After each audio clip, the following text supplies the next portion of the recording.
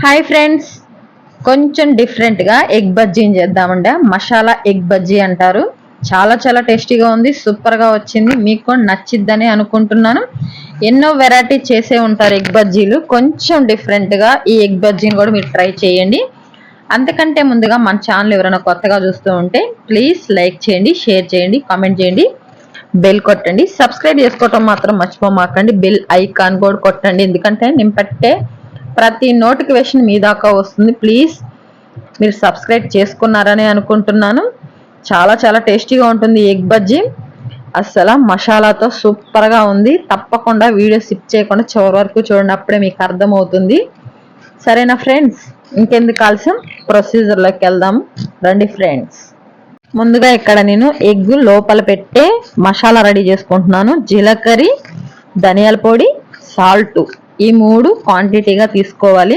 మీరు తీసుకునే ఎగ్స్ని బట్టి తీసుకోవాలి. చూడండి, నేనైతే ఒక 10 ఎగ్స్ తీసుకున్నాను. నేను తీసుకున్న క్వాంటిటీకి సరిపోతుంది.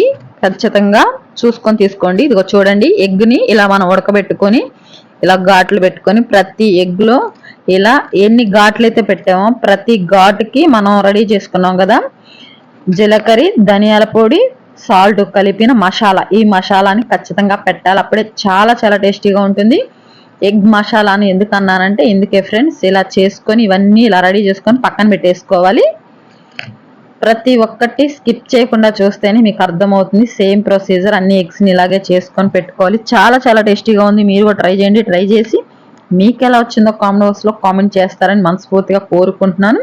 అలాగే వీడియో చూస్తున్నారు కానీ ఎవరు లైక్ చేయట్లేదు, ప్లీజ్ లైక్ చేయండి ఫ్రెండ్స్.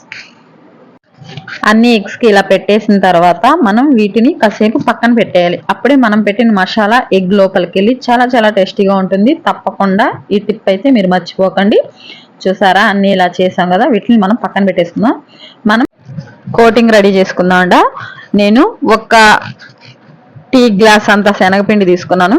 దాంట్లోనే ఉప్పు, కారం, కొంచెం అల్లం చిన్నెల్లిపాయ పేస్టు, వాటర్ వేసి దోసల పిండి వచ్చేలాగా ఇలా పల్సగా మనం ఎగ్ డిప్ చేస్తే పల్స కోటింగ్ వచ్చేలాగా వేసుకోవాలి. తిక్కుగా ఉందంటే ఎగ్ పగిలే అవకాశం ఉంటుంది, చూసుకోండి. ఇలా పలస కోటింగ్ ఉండాలి. దోసల పిండి జారు జారుగా మనం ఎలా కలుపుకుంటాం సేమ్ అలా కలుపుకోవటమేను.